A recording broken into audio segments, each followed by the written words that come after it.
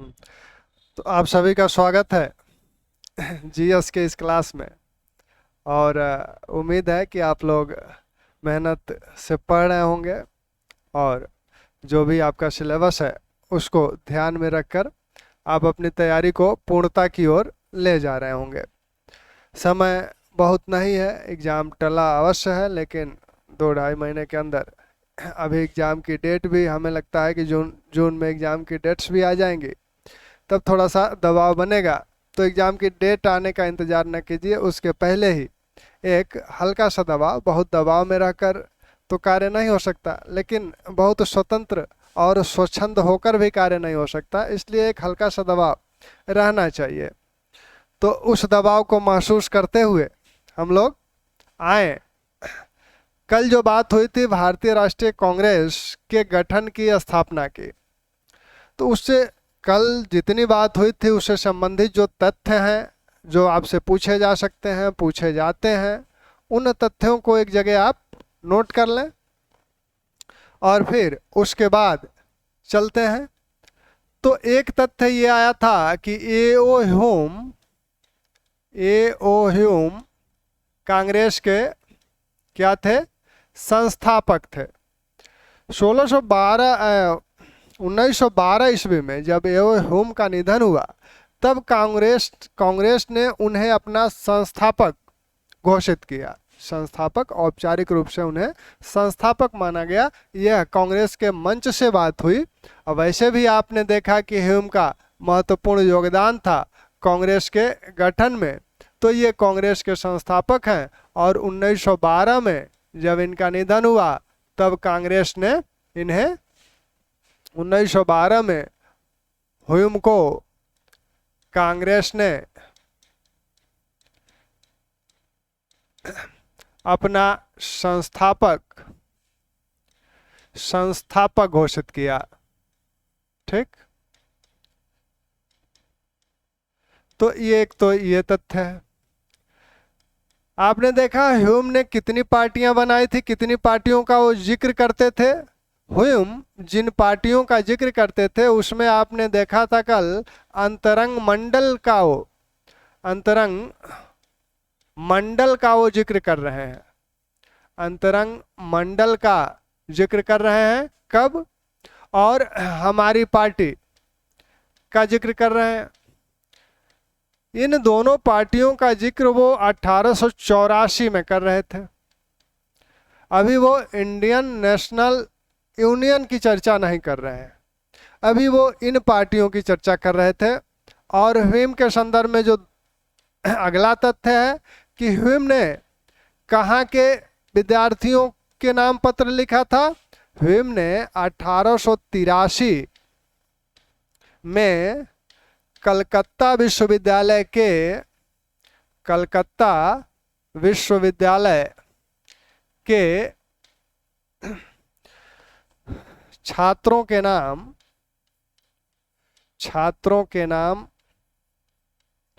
एक पत्र लिखा था।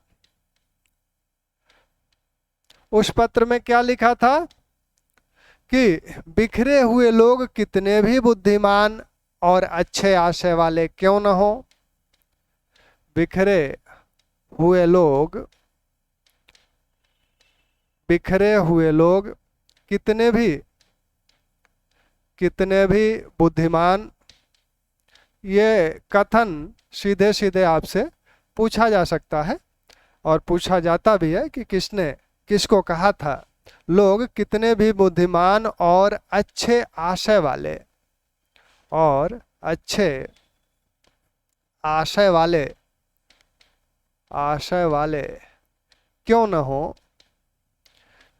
हो, अकेले शक्तिहीन ही होते हैं, अकेले शक्तिहीन ही होते हैं। तो ऐसे में आवश्यकता किस बात की है? होते हैं। आवश्यकता है संघ, संगठन और कार्यवाही कि एक निश्चित और अस्पष्ट प्रणाली की, और अस्पष्ट प्रणाली की, ठीक, और अस्पष्ट प्रणाली की। तो यह बात कह कौन रहा है? यह बात ह्यूम कह रहे हैं, और यह जो कह रहे हैं उसका आशय आप समझ रहे हैं। क्या कह रहे हैं ह्यूम? ह्यूम कह रहे हैं कि बिखरे हुए लोग कितने भी बुद्धिमान हों, कितने भी अच्छे आशय वाले हों, वो देश का बहुत भला चाहते हों, अच्छे अच्छे कार्य करना चाहते हों, लेकिन अकेले अकेले हैं। कलकत्ता का कोई राजनेता है, राष्ट्रवादी है, मद्रास का कोई राष्ट्रवादी है, पंजाब का कोई राष्ट्रवादी है, सभी अलग अलग अच्छे आशय, सभी बुद्धिमान हैं, सभी देश की भलाई करना चाहते हैं, लेकिन अकेले चना भार नहीं फोड़ सकता। तो वो अकेले शक्तिहीन ही होते हैं। आवश्यकता किस बात की है? आवश्यकता है संघ की, संगठन की और कार्रवाई की, एक निश्चित और स्पष्ट प्रणाली की। फिर वो आगे इसी में कहते हैं कि जो आपके ऊपर जो जुआ है, जैसे आप ब्रिटिश सरकार का जुआ कर रहे हैं, तो उसके लिए क्या, स्वतंत्रता के लिए आपको क्या चाहिए? उससे स्वतंत्र होने के लिए आत्म बलिदान और त्याग की आवश्यकता है।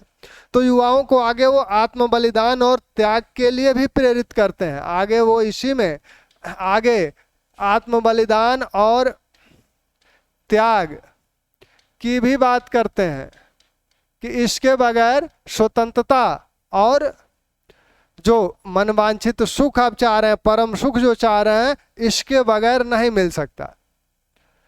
तो इस प्रकार 83 से ही वो इस प्रकार का विचार रख रहे हैं। 84 में इन की बात कर रहे हैं, इन पार्टियों की बात कर रहे हैं।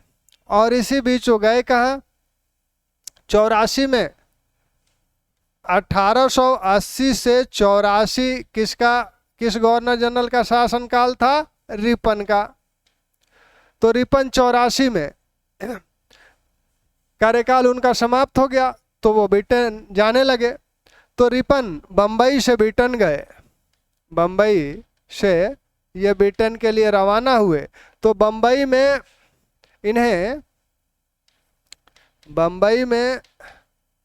रिपन को विदाई देने के लिए ह्यूम गए थे। साथ ही भारतीय राष्ट्रवादी नेताओं को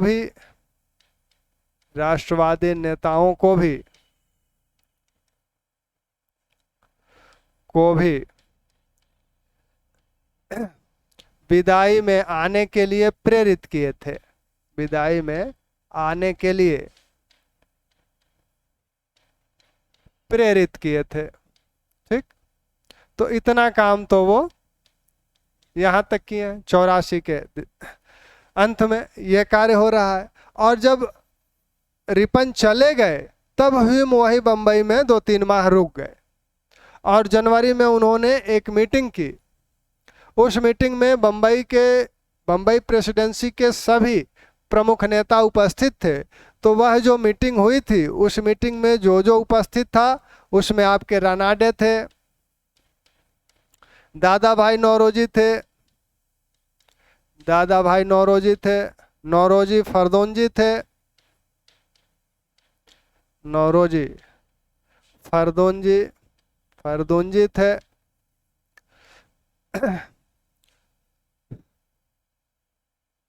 आपके मेहता थे, फिरोज शाह मेहता, त्र्यंबक थे, बदरुद्दीन तैयब जी थे।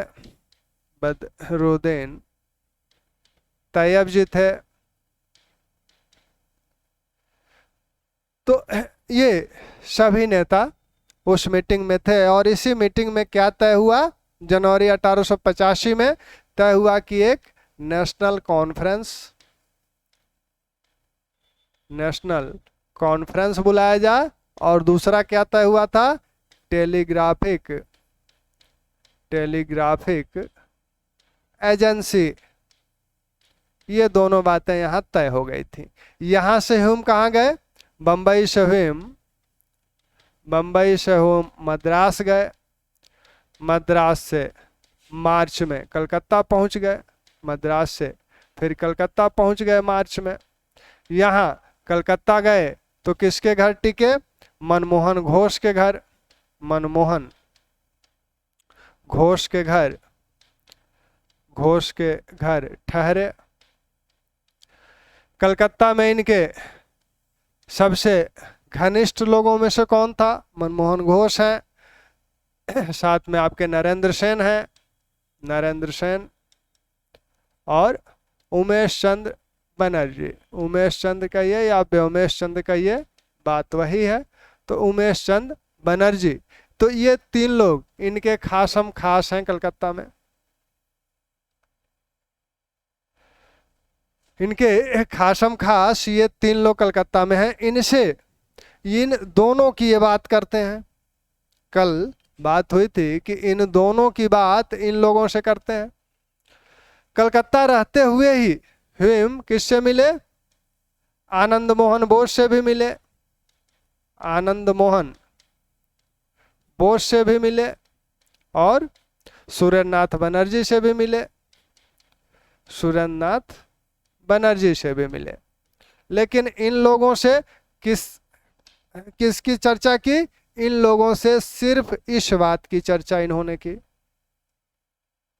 इन लोगों से सिर्फ टेलीग्राफिक एजेंसी के विषय में बात की। इन लोगों से ये बात छुपाए रखी गई।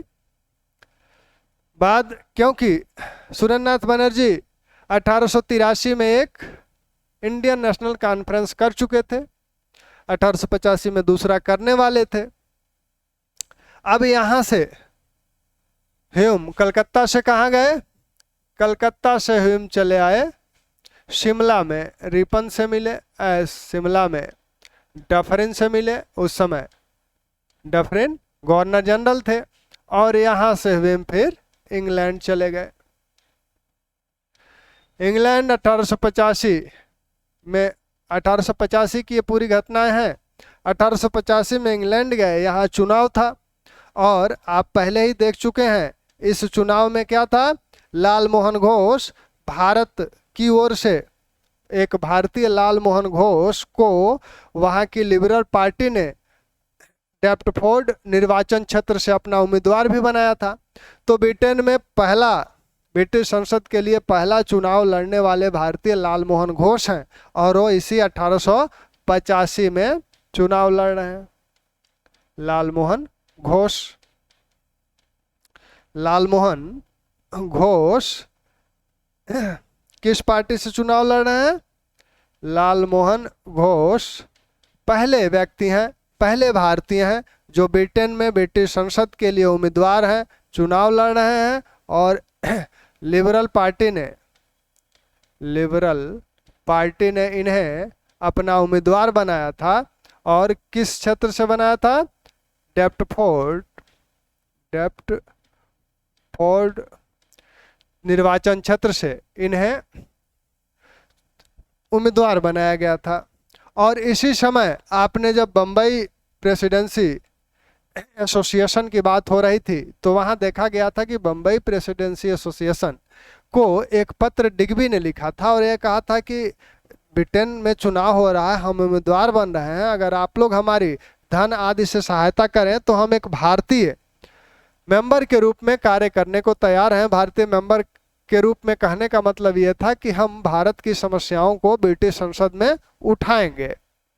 ठीक, रिपन भी ह्यूम भी चाह रहे हैं इस चुनाव में लिबरल पार्टी की विजय हो और वैसे लोग जीते जो भारत से हमदर्दी रखते हैं, वैसे लोग सांसद बने जो भारत से हमदर्दी रखते हैं, तो उन लोगों का समर्थन किया जाए। तो इन्हीं उद्देश्यों से ये यहाँ गए, रिपन से भी मिले और यहाँ चुनाव प्रचार में ये लोग शामिल रहे। हम लोग पहले भी देख चुके हैं कि तीनों प्रेसिडेंसियां अपने अपने प्रतिनिधि इंग्लैंड में चुनाव प्रचार हेतु उस समय भेजी थी। तो उसमें जो लोग गए थे आपके बम्बई से चंद्रवारकर गए थे। तो इस चुनाव का थोड़ा सा डिटेल्स आप ध्यान रखें। चुनाव प्रचार के लिए बम्बई से कौन गया था? बम्बई प्रेसिडेंसी एसोसिएशन के प्रतिनिधि बनकर चंद्रवारकर गए थे, चंद्रवारकर गए थे। और मद्रास प्रेसिडेंसी से मुदालियर गए थे। और आपके कलकत्ता प्रेसिडेंसी से मनमोहन घोष थे। तो ये लोग यहाँ चुनाव प्रचार हेतु गए थे। हालांकि और डिग्बी भी इसमें है, और डिग्बी लेकिन परिणाम अच्छा नहीं रहा, लिबरल पार्टी की बुरी हार हुई। तो इसलिए इससे जो उम्मीद की जा रही थी इस चुनाव से, वो फलीभूत नहीं हुआ। तो पहले व्यक्ति लालमोहन घोष हैं जो चुनाव लड़े, और चुनाव लड़कर जीतने वाले पहले व्यक्ति दादा भाई नौरोजी हैं। दादा भाई नौरोजी ऐसे पहले भारतीय हैं जो ब्रिटिश संसद के लिए किंग्सबरी से उम्मीदवार बने और विजयी भी हुए। लिबरल पार्टी ने ही इनको भी उम्मीदवार बनाया था। और यह घटना 1892 की है। यानी 1892 में क्या हुआ? दादा भाई नौरोजी ब्रिटिश संसद बनने वाले पहले भारतीय हैं। ठीक, पहले भारतीय ने चुनाव कौन लड़ा? वो लालमोहन घोष हैं 1885। और विजयी होने वाले पहले व्यक्ति हैं दादा भाई नौरोजी 1892। यहाँ से ह्यूम फिर जब इंग्लैंड गए तो इंग्लैंड से ह्यूम फिर चले आए आपके बम्बई। दिसंबर 85 में वो बम्बई चले आए। यहाँ एक कॉन्फ्रेंस करना था। अभी जब वो ब्रिटेन गए थे तो यहाँ पे उन्होंने अपना जो परिचय दिया था वो किस रूप में दिया था? यहाँ पर जो परिचय उन्होंने दिया था वो दिया था कि हम इंडियन नेशनल यूनियन के क्या हैं? प्रतिनिधि हैं। इंडियन नेशनल यूनियन के हम प्रतिनिधि हैं। ये बात इंग्लैंड में ह्यूम बता रहे हैं। यानी इंडियन नेशनल यूनियन की सबसे पहले बात 1885 में आई सामने। भारतीय अभी नहीं जानते हैं कि इंडियन नेशनल यूनियन नाम की भी कोई चीज है। 5 दिसंबर मद्रास से प्रकाशित होने वाला पत्र, मद्रास के पत्र हिंदू में 5 दिसंबर 1885 को इंडियन नेशनल यूनियन के विषय में छपा।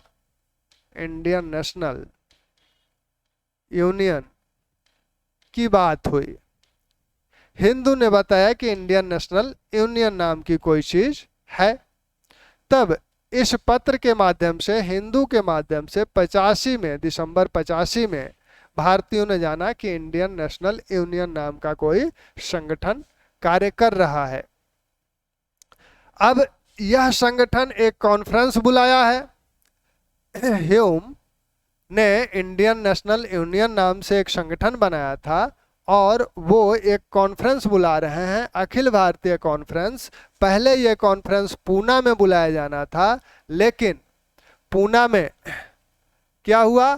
पूना में प्लेग फैल गया, तो इसलिए इसको निरस्त किया गया। पूना में प्लेग फैल गया तो पूना को निरस्त किया गया। अब जो स्थान तय किया गया वो स्थान आपका बम्बई है, तो वो स्थान आपका बम्बई निर्धारित हुआ। तो यह बम्बई में अब आयोजित होगा, लेकिन डेट क्या रखी जाए? डेट की समस्या हुई क्योंकि प्रथम जो इंडियन नेशनल कॉन्फ्रेंस हुआ था, इंडियन एसोसिएशन द्वारा जो प्रायोजित था, वह दिसंबर 1883 में हुआ था। 29 दिसंबर 1883 को प्रथम इंडियन नेशनल कॉन्फ्रेंस हुआ था। द्वितीय इंडियन नेशनल कॉन्फ्रेंस की बात सुरेंद्रनाथ बनर्जी ने की थी और वो आपका होना था 25 से 27 दिसंबर के बीच। तो 25 से 27 दिसंबर के बीच वो होना था, यानी उसके बाद या उसके पहले ये कॉन्फ्रेंस किया जाए।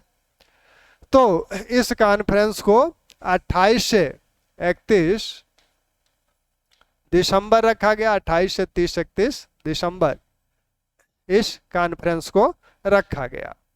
यानी यह जो कॉन्फ्रेंस है बम्बई वाला, जिसका नाम रखा गया इंडियन नेशनल कांग्रेस दादा भाई नौरोजी के सुझाव पर, तो इसको अब इतने तथ्य तो आपको मिले।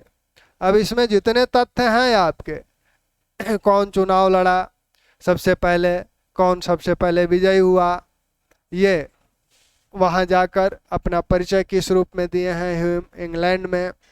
यानी ह्यूम ने 3 संगठनों का गठन किया था, अंतरंग मंडल, हमारी पार्टी, इंडियन नेशनल यूनियन। ठीक, इंडियन नेशनल यूनियन के विषय में सबसे पहले पता कब चला, किसके माध्यम से चला। तो ये सारे सवाल के रूप में आपके सामने रह सकते हैं, उपस्थित रहते भी हैं और रहेंगे भी। तो इसकी सारी लाइनें आपके एक एक प्रश्न हैं, ये बात ध्यान रखिए। फिर अब बंबई में ये आयोजित होना है, बंबई को इधर लिखते हैं, दिशा के अनुसार लिखा जाए। तो बंबई में इसे आयोजित होना है। एक कॉन्फ्रेंस यहाँ कलकत्ता में हो रहा है। कलकत्ता कॉन्फ्रेंस संबंधी जो तथ्य हैं उनको ध्यान रख लें। प्रथम Indian national conference, Indian national conference कब हुआ? 29-30 दिसंबर 1883 को, 1883 को हुआ था। 29-30 दिसंबर 1883 को हुआ था। और यह हुआ कहाँ? कलकत्ता के अल्बर्ट हाल में आयोजित हुआ था। इसकी अध्यक्षता किसने की? अध्यक्ष बने रामतनु लाहिड़ी।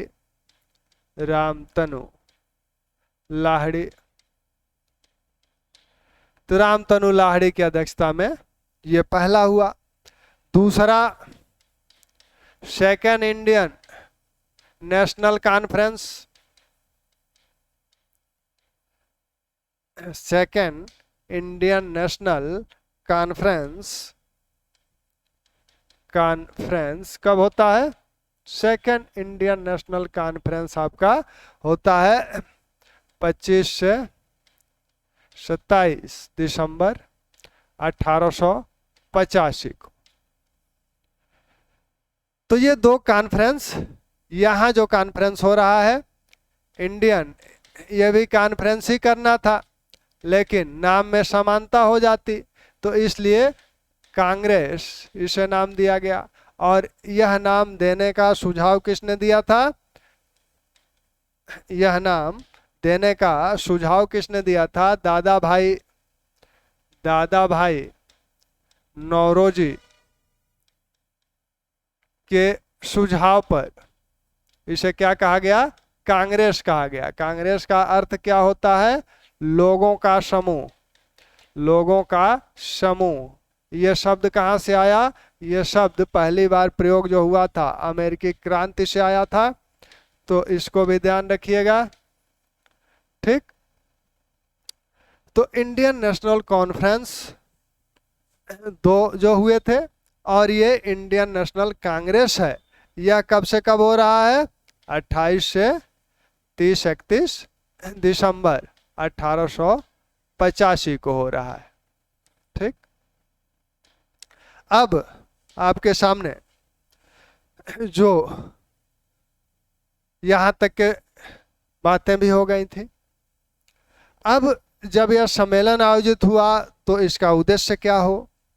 कोई भी कॉन्फ्रेंस है तो अभी तक ये कॉन्फ्रेंस के रूप में है, अभी ये कोई पार्टी का रूप अभी नहीं ले रहा है। धीरे धीरे यह एक पार्टी का रूप ले लेगा। अभी ये था कि वर्ष में एक कॉन्फ्रेंस किया जाए भारत के सभी बुद्धिजीवियों और राष्ट्रवादियों को लेकर साथ।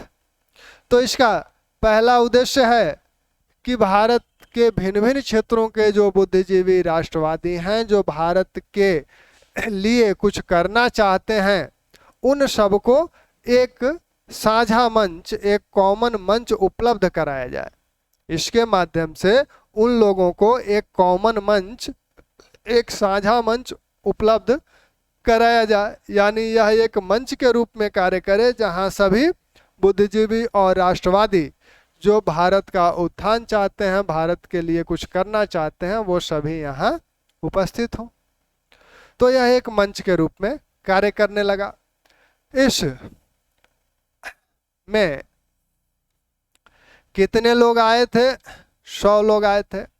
एक बात जो आप, एक तथ्य यह है कि ह्यूम चाहते थे इस कांग्रेस की अध्यक्षता किससे कराना? ह्यूम इस कांग्रेस की अध्यक्षता किससे कराना चाह रहे हैं? वो चाह रहे थे कि इस कांग्रेस की अध्यक्षता बंबई के गवर्नर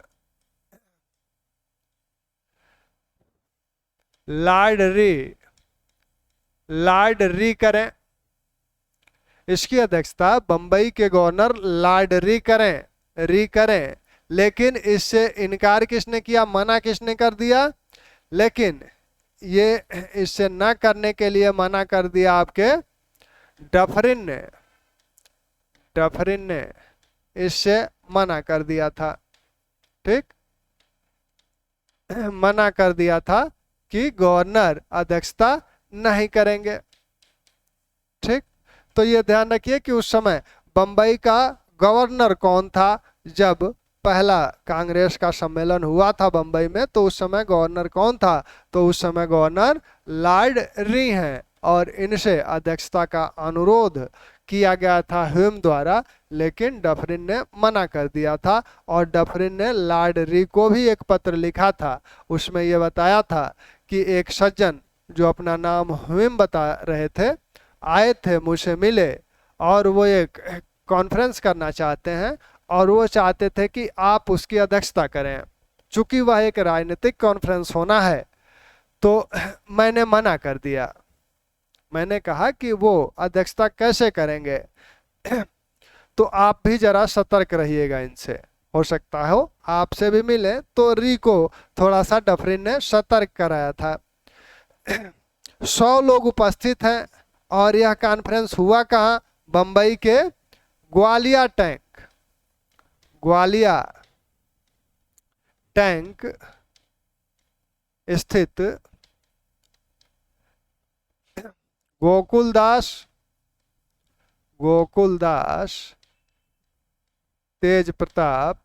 तेजपाल संस्कृत विद्यालय में यह कांग्रेस आयोजित हुआ। गोकुलदास तेजपाल में यह कांग्रेस आयोजित हुई। 100 लोग उपस्थित थे। इस 100 लोगों में से कुछ सरकारी लोग भी थे, जो सरकार की सेवा में थे, वो लोग भी दर्शक के रूप में और श्रोता के रूप में उपस्थित थे। कुल गैर सरकारी इसमें जो थे, कुल गैर सरकारी 72 लोग थे। इन्हें ही प्रतिनिधि बोला गया। यही आपके प्रतिनिधि बोले गए। ठीक, तो बंबई कांग्रेस का जो प्रथम सम्मेलन हुआ बंबई में हुआ। अध्यक्षता किसने की? अध्यक्षता कर रहे हैं, इसके अध्यक्ष हैं व्योमेश चंद्र बनर्जी। तो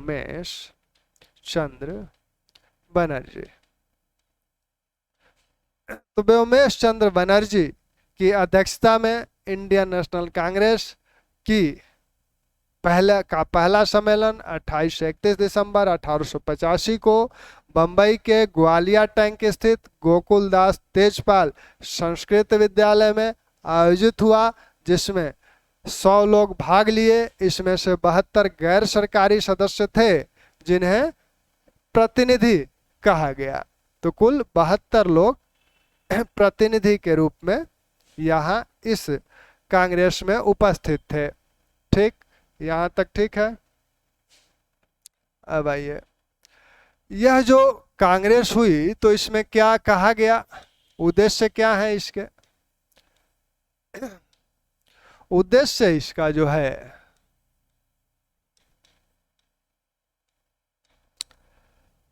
देश के भिन्न भिन्न क्षेत्रों के, भिन्न भिन्न क्षेत्रों के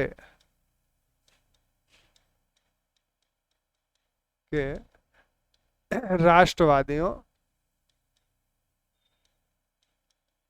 व बुद्धिजीवियों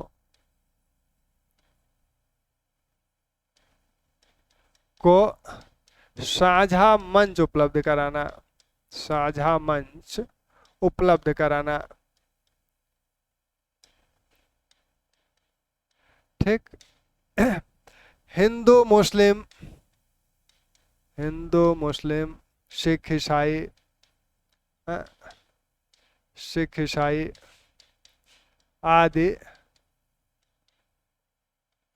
में राष्ट्रीय एकता की भावना, राष्ट्रीय एकता की भावना जागृत करना। ठीक, इस मंच से क्या करना, देश की शिकायतों को व्यक्त करना, उसके सुधार संबंधी सुझाव प्रस्तुत करना, संबंधी सुझाव प्रस्तुत करना, जिससे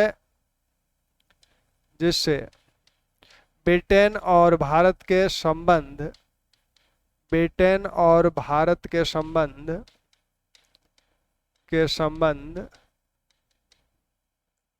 प्रगाढ़ हो सके, प्रगाढ़ हो सके।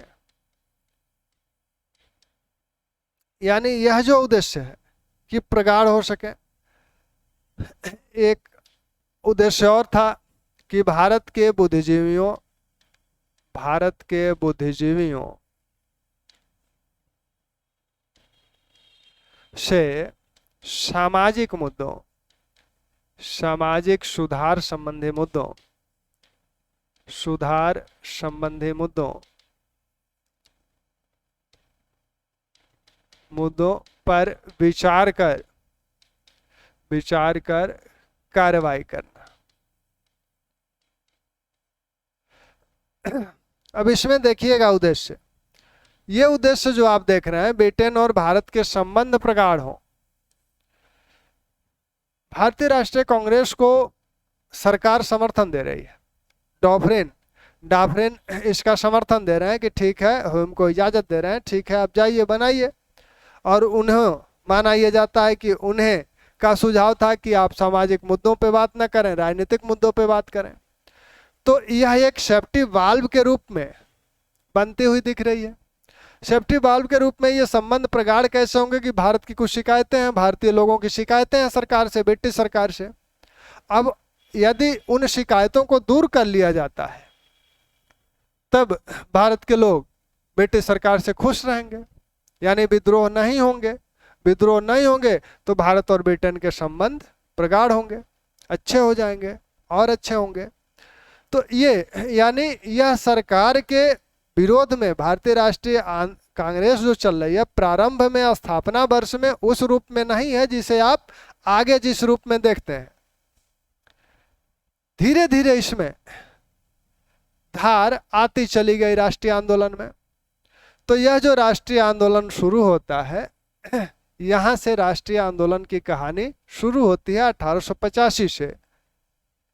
लेकिन इस 1885 से जब कहानी शुरू होती है तो इसके भी, इस राष्ट्रीय आंदोलन के भी कई चरण हैं। पहला चरण आपका सूरत अधिवेशन तक चलता है, 1907 तक चलता है। 85 से लेकर 1907 तक का जो चरण है, यह पहला चरण है। और इसमें जो उदारवादी नेता हैं वो कांग्रेस पर उनका प्रभुत्व है और उन्हीं लोगों ने कांग्रेस को खड़ा भी किया था, तो इसलिए उनकी नीतियों से कांग्रेस चल रही है। लेकिन बाद में कुछ युवा आए जो क्रांतिकारी विचार रखते हैं और कांग्रेस को भी क्रांतिकारी पथ पे ले जाना चाहते हैं, तो वहां से आपका फिर एक दूसरा चरण शुरू होता है। तो ये उद्देश्य है। अब इस सम्मेलन में प्रस्ताव कौन कौन से पारित हुए? कुल मिला के इस सम्मेलन में 9 प्रस्ताव पारित हुए थे पहले सम्मेलन में। तो जो प्रस्ताव हैं इस सम्मेलन में पारित होने वाले, तो ये भारतीय प्रशासन की जांच,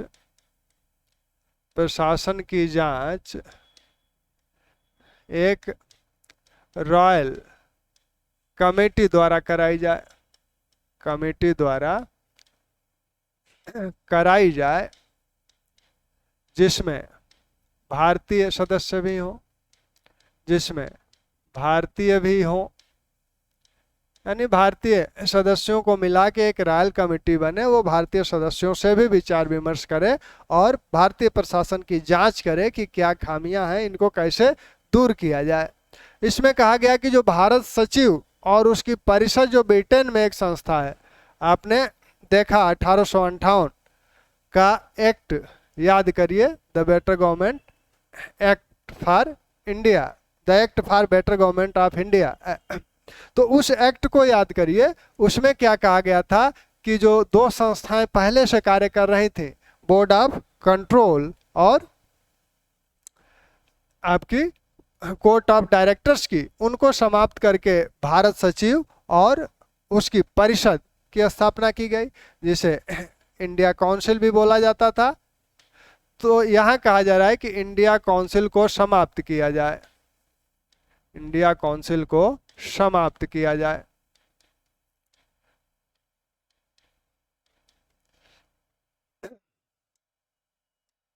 फिर कहा जा रहा है कि विधान परिषदों, 1861 से विधान परिषदें बनी हैं, विधान परिषदों का विस्तार किया जाए,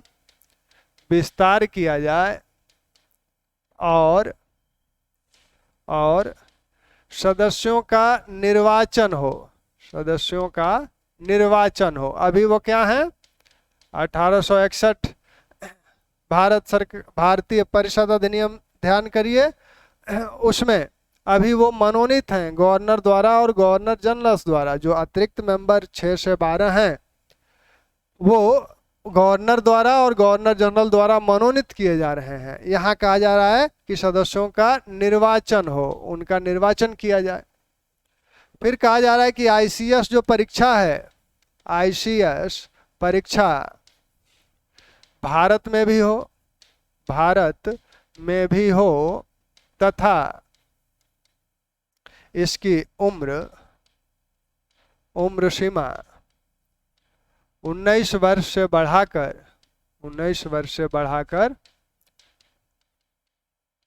23 वर्ष की जाए, 23 वर्ष की जाए। तो 19 वर्ष से बढ़ाकर इसे 23 वर्ष किया जाए। फिर कहा जा रहा है कि सीमा शुल्क जो समाप्त किया गया है, सीमा शुल्क लगाया जाए भारतीय कपड़े पर। फिर कहा जा रहा है कि बर्मा को मुक्त किया जाए, बर्मा को मुक्त किया जाए। फिर कहा जा रहा है कि इस सम्मेलन में ये जो प्रस्ताव पारित हो रहे हैं, अच्छा, एक और इसी से ध्यान रखिएगा, फिर इसको लिखिए। कहा जा रहा है कि सैन्य खर्चे में कटौती की जाए,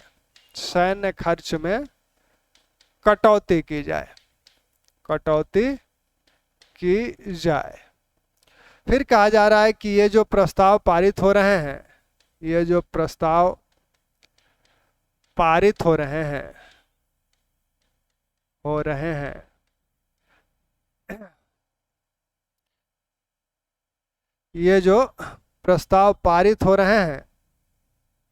इन्हें क्या किया जाए, कहाँ गया,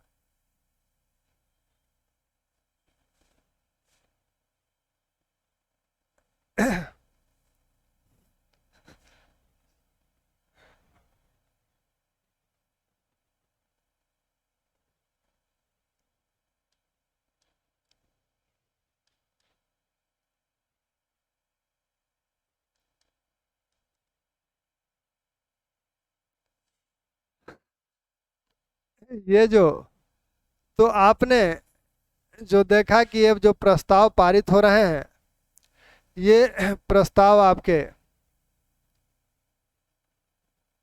ये जो प्रस्ताव पारित हो रहे हैं, पारित हो रहे हैं, इन्हें देश के विभिन्न संगठनों, देश के विभिन्न राजनीतिक संगठनों, राजनीतिक संगठनों द्वारा भी पारित किया जाए, संगठनों द्वारा भी पारित किया जाए, वो लोग भी अपने संगठन में इसे पारित करें। साथ में एक प्रस्ताव और था कि अगला कांग्रेस, अगला सम्मेलन कलकत्ता में हो, अगला सम्मेलन कलकत्ता में होगा, कलकत्ता में होगा। तो ये आपके 9